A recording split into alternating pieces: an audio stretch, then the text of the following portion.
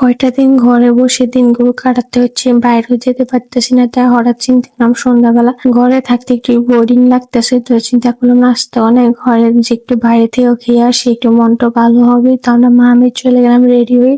তো আসসালামু আলাইকুম everyone, back to my new blog. সবাই কেমন আছে? আসলে সবাই ভালো আছেন। তখন প্রায় 8টার কাছাকাছি, তখন ঈশা আজান দিতেছে সব দিক থেকে।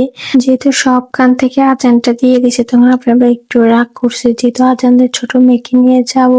তখন আমাদের বাড়ির সাথে একজন রিক্সা ভাইয়াকে কল দিয়ে নিয়ে আসছি আর কি। তাকে নিয়ে আসার পরে চলে গেলাম আমি রেডি হয়ে। আমার মেয়েটাও জানে আমার মতন হইতেছে, কেননা তাকে ঘুরাতে পারলে বা নতুন নতুন জামা পরাতে পারলে সে অনেক খুশি হয়ে যায়।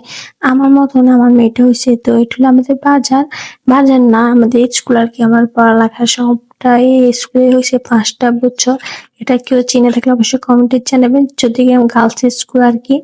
এটা আমাদের চৌদ্দগ্রাম ওভার ব্রিজটা। এটা অনেক ভালো সুবিধা দিছে স্কুলের মেয়েদের জন্য বা চলাচলের জন্য, যে কোনো মানুষের জন্য।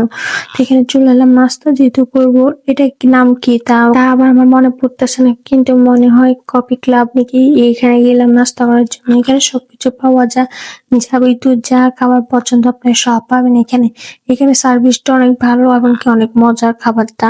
তো এখানে যাই দেখতেছি আজকে কোনো সিট নাই, সব কোনো মানুষ বসে রয়েছে। আবার যে একটা টেবিল পাইছি একজন, যা তা এখানে আমি বসে রয়েছি। আবার ওখানে শেষ হওয়ার পরে চলে আসলাম, মানুষ যেহেতু চলে গেছে আমরাও চলে এলাম খাওয়ার জন্য।